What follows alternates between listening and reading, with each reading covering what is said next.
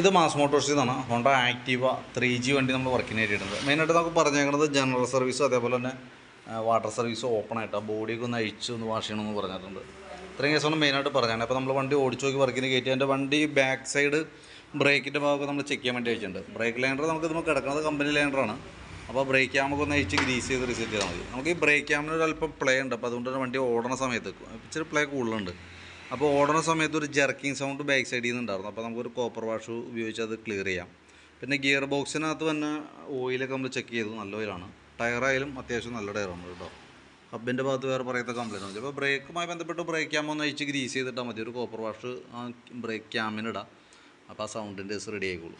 പിന്നെ നമ്മളതിൻ്റെ air filter clutch സൈഡൊക്കെ കഴിക്കുന്നുണ്ട്. അപ്പോൾ എയർ ഫിൽറ്റർ നമ്മൾ നോക്കുമ്പോൾ കമ്പനി ഫിൽറ്റർ തന്നെ കിടക്കണേ. ഹോണ്ടയുടെ ഒറിജിനൽ ഫിൽറ്ററിനാണ് നമുക്ക് കിടക്കുന്നത് കേട്ടോ.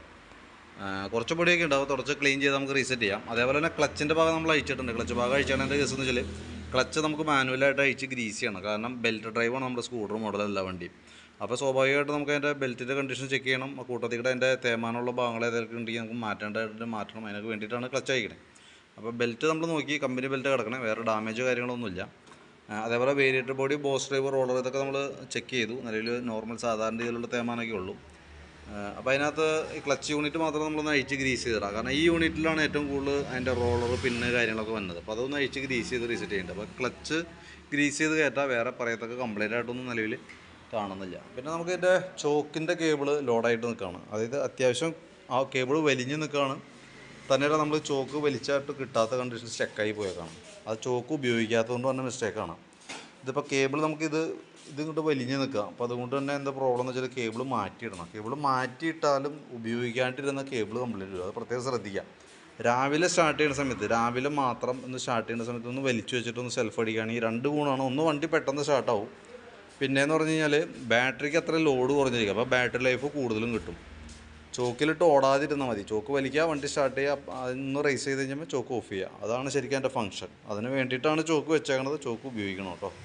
പിന്നെ എഞ്ചിൻ ഹെഡിൻ്റെ ഭാഗത്ത് ലീക്കേജ് കാര്യങ്ങളൊന്നുമില്ല. കാർബറേറ്ററിൻ്റെ ഭാഗത്തും വേറെ പറയത്ത കംപ്ലൈൻ്റ് ഒന്നുമില്ല.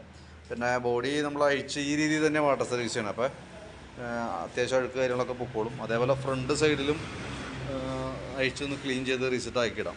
ഇവിടെയൊക്കെ അത്യാവശ്യം തുരുമ്പ് കാര്യങ്ങളൊക്കെ ഉണ്ട്. അപ്പോൾ അതൊന്ന് പെയിൻറ്റ് ടച്ച് ചെയ്തിട്ടേക്കാം. പിന്നെ ഫ്രണ്ടിലെ ബുഷുകൾ നമ്മൾ ചെക്ക് ചെയ്യാൻ വേണ്ടിയിട്ട് അഴിച്ചിട്ടുണ്ട്. അപ്പോൾ ഗ്രീൻ ബുഷ്, ഈ ഷോക്കിൻ്റെ ബുഷ് ഓൾറെഡി കംപ്ലൈൻ്റ് ആണ്. അപ്പോൾ അത് മാറ്റിയിടണം. അതേപോലെ ഈ ലിങ്കിൻ്റെ ബാക്ക് നമുക്ക് ലിങ്ക് ടൈപ്പ് സസ്പെൻഷനാണ് ഫ്രണ്ട് വരാം. അപ്പോൾ അതിൽ നോക്കുമ്പോൾ ഈ ലിങ്കിനൊക്കെ ഇത് എത്ര ഷേക്ക് കാണുന്നുണ്ട്. അത് അതിൻ്റെ ഉള്ളിൽ തന്നെ ബുഷിൻ്റെയാണ്.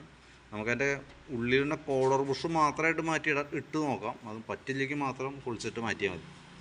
പിന്നെ അതേപോലെ ഫ്രണ്ടിലത്തെ ടയർ ചെക്ക് ചെയ്തു. ടയർ അത്യാവശ്യം ഉപയോഗിക്കാനുണ്ട്. മർഫിൻ്റെ ടയർ ഇടണം. ഇതിപ്പോൾ ഉണ്ടല്ലോ നിലവിൽ ഒരല്പം റൈറ്റ് സൈഡിൽ തേമാനം കൂടുതൽ കാണിച്ചു തുടങ്ങിയിട്ടുണ്ട് കേട്ടോ. അപ്പോൾ നമുക്ക് ടയർ ഇതിൻ്റെ ഫ്രണ്ടും ബാക്കും ഒരേ സൈസ് ടയർ ആയതുകൊണ്ട് ബാക്ക് ടയർ തീരുമ്പോൾ ഇത് റിമേപ്പാടി ബാക്കിലേക്ക് റൊട്ടേഷൻ ചെയ്തിടണം. അപ്പോൾ അതായിരിക്കും കുറച്ചുകൂടി ബെറ്റർ. അപ്പോൾ പുതിയ ടയർ ഫ്രണ്ടിലേക്ക് വരുമ്പോൾ വണ്ടി ഓടിക്കാനൊക്കെ നല്ല സ്മൂത്തായിരിക്കും. പിന്നെ ബാറ്ററി നമ്മൾ നോക്കുന്നുണ്ട്. ബാറ്ററി 2023 ബാറ്ററിയാണ് ഇരിക്കുന്നത്. അമറോണിൻ്റെ ബാറ്ററിയാണ്. അതിൻ്റെ വോൾട്ടൊക്കെ നോക്കുമ്പോൾ 12.85 വരെ കാണിക്കുന്നുണ്ട്. ലോഡ് ടെസ്റ്റ് ചെയ്യുന്ന സമയത്ത് 9.20. അപ്പോൾ നിലവിൽ ബാറ്ററിയുടെ ഭാഗത്ത് കംപ്ലൈൻ്റ് ഒന്നുമില്ല. പിന്നെ നമ്മൾ അതിൻ്റെ സൈഡിൽ തന്നെ സ്പാർക്ക് പ്ലഗൊക്കെ ഒന്ന് അഴിച്ച് ക്ലീൻ ചെയ്ത് റീസെറ്റ് ചെയ്യുന്നുണ്ട്. നല്ല പ്ലഗ്ഗാണ്, വേറെ കുഴപ്പമൊന്നുമില്ല. സെക്കൻഡറി ഫിൽറ്റർ യൂണിറ്റ് ആയാലും നല്ലതാണ്.